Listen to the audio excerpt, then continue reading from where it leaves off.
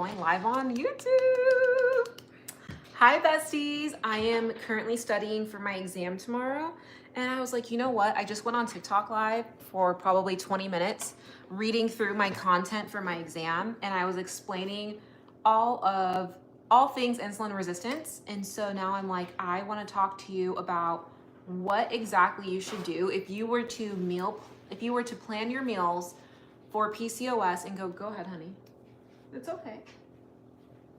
Let me cover up my husband. If you were to go grocery shopping tomorrow for PCOS, what does that look like? And so what I was talking about on TikTok Live was the theoretical framework for PCOS and the individual variability when it comes to how should you eat for PCOS. It is not a cookie cutter meal plan. Every woman, depending on your ethnicity, depending on your toxic load, you are going to have different thresholds and tolerances for macronutrients. And so within my studies, they say that traditional approaches should have a sliding scale for what that looks like. So if you were to go grocery shopping tomorrow, I would encourage you to collect your data for like 3 weeks before you make any drastic changes, but just document. It says in a food journal, quite literally, how do you feel after you eat a ton of carbohydrates? How do you feel after you do a really intense exercise? Do you feel chronic low-grade inflammation? And so if I were to build a grocery shopping list for PCOS, I would focus on a lower carbohydrate, low glycemic index grocery framework with lots of fiber, lots of cruciferous vegetables, lots of lean proteins, healthy fats, antioxidant-rich polyphenols, so coming from fruits and vegetables. That would be my framework. And then depending on how active you are, you layer in complex carbohydrates, but from whole food sources.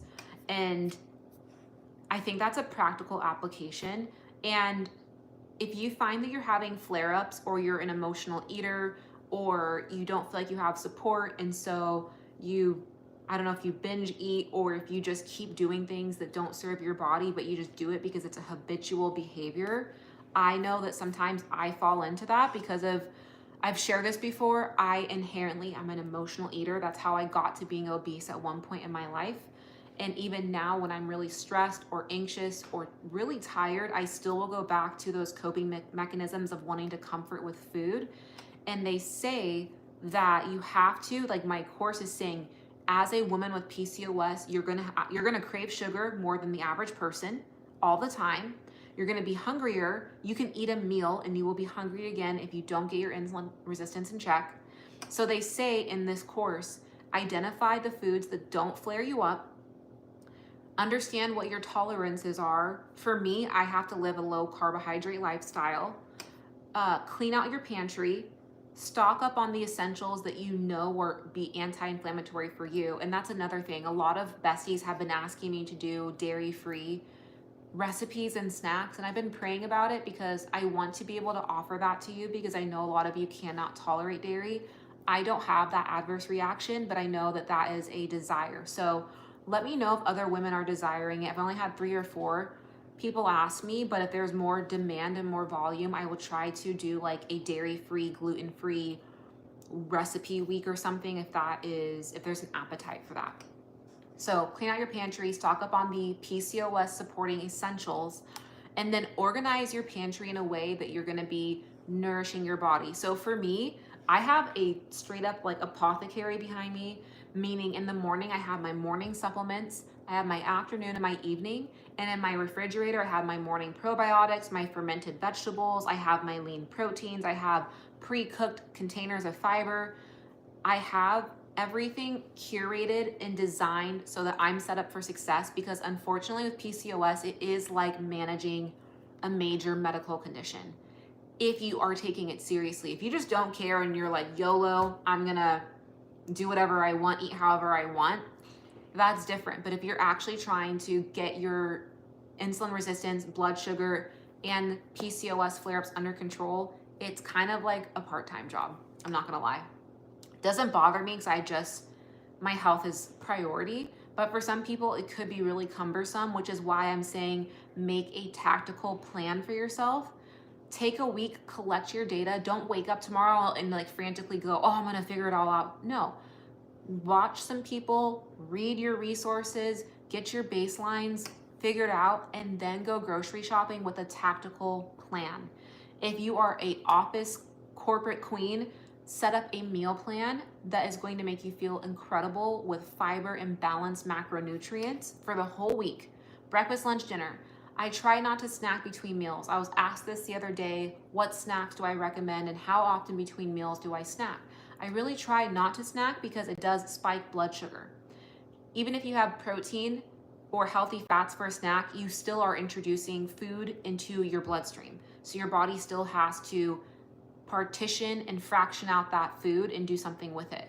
No, it's not going to be a big spike if it's protein or fat, but like you still have to work. So if you are feeling hungry an hour or two after you eat something, Bestie, I need you to make a more substantial meal.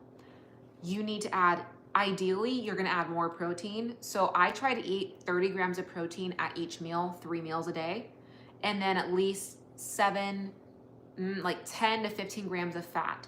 That should be sufficient to carry you through. And if it's not, throw in fiber. I try to get 40 grams of fiber per day to make sure that I'm not dipping or spiking with my blood sugar. The next thing I would do is consider your portion sizes. So I know a lot of us have struggled with weight, and God willing, I've been able to use my testimony to share with you that you can lose weight naturally with PCOS. I'm gonna say it again. You are completely capable of losing the weight, even if you have PCOS or other hormonal imbalances. You just have to figure out how to get your chronic low-grade inflammation down. You have to figure out how to get your blood sugar stable. You ladies know I actually have to replace this tonight, which I really hate. Continuous glucose monitor. If this is not within your budget, get the one that you prick your finger. I started out with one of those. They're $20 on Amazon. You need to get stable blood sugar consistently for at least 90 days if you want anything to start moving. It took me over a year to reverse my prediabetes until I got this in my arm, and then I was able to get it resolved in 3 months. Data speaks. What was I saying before this? What was I saying? Adequate meal sizes to omit and cut down on how much you have to snack. That's super important. Portion sizes. I was talking about weight loss. So I do not count calories. Sometimes I will, to count my nutrients to make sure I'm getting enough vitamin B, enough zinc, enough folate. So if I do track, I will use Chronometer because I'm tracking nutrients, not calories. Because if I am low in certain nutrients, I find that I'll have a more painful period that month and I'll be like, what's going on? I'll track for a few days. There's nothing inherently wrong with tracking calories as long as you can be mindful, you don't get obsessive, and you don't beat yourself up, and you don't talk to yourself like crap, because that's not okay, right? It should be a tool and a resource to support you, not something that you're condemning yourself with. But portion sizes do matter, which is why I say focus on fiber. Fiber will make you fuller faster, keep you fuller longer, will help your body know what to do with all of the food that you're eating. So I think it's really important that you focus on fiber first and then go in with your protein and then go in with your healthy fats. That should be sufficient. And depending on how active you are, maybe a little bit of complex carbohydrate. I don't go out of my way to add carbs to my meals because it spikes my blood sugar even when I layer my foods correctly, because I do not have a high tolerance for carbohydrates. I wish I did. I don't, and I'm at peace with that. But it doesn't mean I deprive myself. I replace where would have been a big potato with vegetables, healthy fatty meats, protein.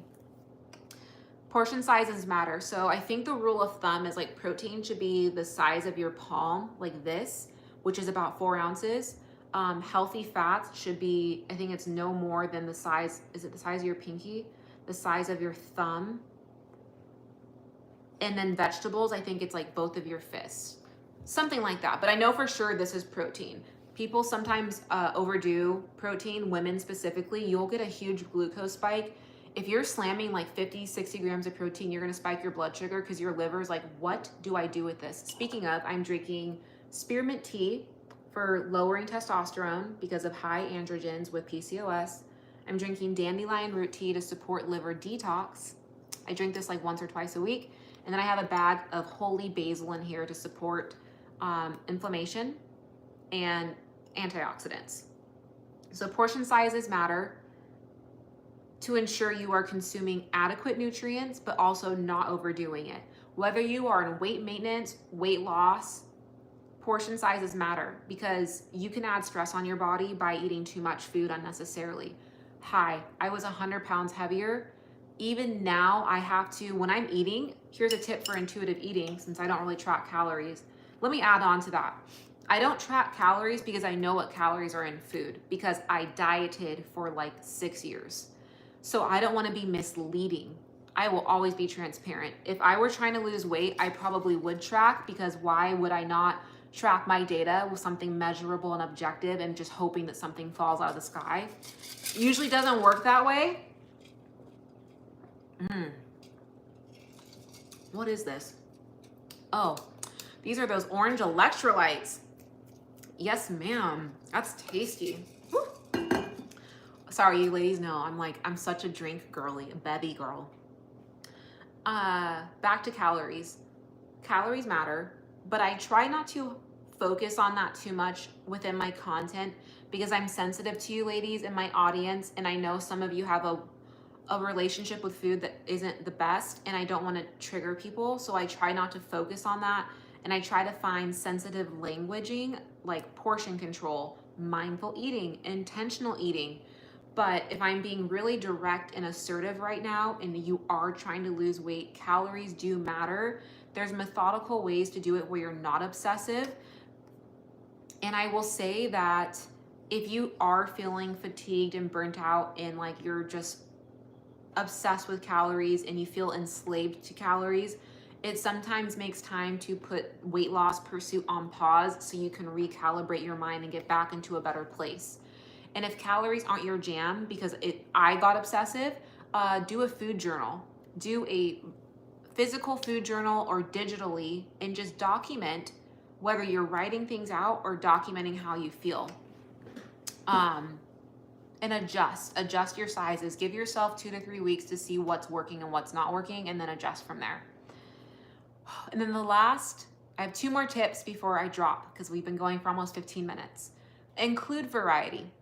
Even if you're on a healing journey and you're trying to resolve or mitigate health things, you need to enjoy the food that you love. Life is worth living, right? The Lord gave us things to enjoy, to have pleasure in. We're not meant to be gluttonous, but we also are meant to enjoy the fruits of our labor. And if that means delicious food, that means in moderation, not deprivation, right? Find alternatives for the things you love. Pardon me. I really, really, really love pizza. So I make healthy, low carbohydrate pizzas with like a protein base if I'm gonna have it a few times a week versus going to get Domino's. Things like that. So include variety. I eat so much fiber. I eat pounds of fiber each week, but I'm not gonna just have broccoli all week. I'm gonna have asparagus, zucchini, cauliflower, green beans, variety. Otherwise, you're gonna fall off because your brain is like, this is boring. Physical demands, we need some variety, some spice. So make sure you honor that, right? There's ways to make it fun. And then on the weekend, this is completely unrelated, but someone the other day said something to me about a cheat meal, and it was so thrashing. I was so offended. It wasn't directed at me, but they were like trying to get me to agree with this concept of a cheat meal. And I'm like, what are we cheating on? Hello? No, ma'am. That is negative self-talk, right? We're not going to talk to ourselves like we did something wrong for eating food. No, ma'am. And we're not going to restrict our food the next day. We're just going to move on and move forward. We're going to hydrate, drink our electrolytes and our minerals and move on. But my point is, if you're on a weight loss journey and the weekend comes, like, don't say, oh, it's Friday night cheat meal. You should be able to work in enough deficit where you can enjoy the things that you like without having to be this novelty experience. Because I tell you what, if you start doing cheat meals, you're going to end up binge eating because the brain is smart. It thinks you're in a state of survival. And when you do that and you make it a norm, one day you're going to lose control and you're not going to be able to stop. And I don't want that for you. It's also thrashing to your hormone system to eat really clean and lean, and all of a sudden you dump this cheat meal. That's not good for your hormones either. So that's why individual variability with PCOS is so important that I'm learning. And I've known this, but just when you are a coach helping people, you can't do meal plans that are blanket statement. You can have recipes, that's one thing. But I would never, I'm telling you right now, you'll never catch me offering a blanket 7-day-a-week meal plan and giving it to everybody. It would never be me because we all have different walks of life and we all have different goals and objectives and we all have different symptoms, autoimmune things, co-occurring conditions. And then the last thing it says here after include variety is to review and adjust. So reflection, meditate, reflect, and adjust. What's working, what's not working. That's all I want to talk about because we're at 16 minutes. My phone is really warm, so I'm gonna drop off of live. This is my first time going live, so if you like this, please let me know. I'm also filming a vlog today, a long form video, and I'm studying for my exam tomorrow for my first module, so prayers please that I do well on my first exam. I'm very nervous. I'm not nervous, because I know this stuff. I'm not nervous, but I'm like, what's the exam? How many questions? How long is it gonna be? I am gonna go grocery shopping tonight. If you ladies want me to film a PCOS grocery haul, oh, I'm so tempted to go dairy free because I want to do it for you. I'm just like, girl, I love cheese. Let me pray on that. Let me pray. But if you want me to take you grocery shopping, let me know and I will awkwardly bring my tripod. Just so you all know, I go to the grocery store really late at night, past my bedtime, because I don't like people watching me film and I don't want to be around people, just so I can film these hauls for you. So if there has to be enough desire, because like I came home hangry last weekend. I was like, babe, I don't know if I can do this again. No, I'm kidding. I'll do it for you ladies. Okay, that looks like some people, okay. I'll do a grocery haul. I love you ladies. Thank you for praying for me and supporting me. And I created an Instagram account today. I don't know, it's there. YouTube, you ladies are my home. You are my safe space. So I'm going to invest most of my energy into YouTube. And then Instagram, I don't know how I'm going to nurture that, but I opened it up because some of you have just asked for that platform. I'm doing my best to serve everybody in the capacity that I have. I'm still figuring it out. So give me grace as I'm figuring out how to be on 4 different platforms. It's a little stressful. Okay. I love you, besties. Thank you for your prayers and I'll see you soon. Bye, ladies.